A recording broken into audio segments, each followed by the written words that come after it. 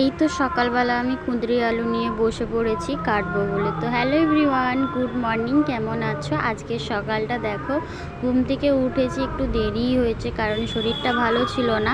আর এই যে দেখো সকালবেলা উঠেই কুঁদরি আলু কাটতে বসেছি। এইগুলো কাটলে ভাজা হবে, সেই জন্য এই যে কাটা আমার হয়ে গেছে। এইবার আমি জল দিয়ে পরিষ্কার করে ধুয়ে রেখে দেব, মামনি আসলে এগুলো ভেজে দেবে। তারপর মামনি ছিল না বলে ঘরটা ভালো করে গুছিয়ে নিয়ে আর এই যে ঝাঁটা নিয়ে নিয়েছি, ঝাঁটাতেই হবে এখন। আর এই যে দেখো ঝাঁটা নেওয়া শুরু করে দিয়েছি। আর এই যে ঝাঁটাচ্ছি, এটা বারান্দাটা। আর এই যে রুমটা দেখছো, এই রুমটা হচ্ছে দিদা দাদুর রুম।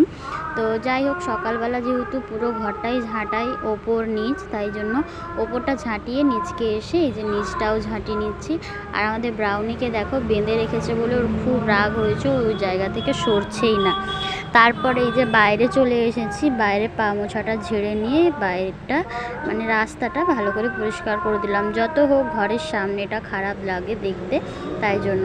তারপর বাড়িতে সবাই বেলের শরবত, ছাতুর শরবত এসব খায়। আজকে যেহেতু বেল ছিল তাই বেলের শরবতটাই বানালাম।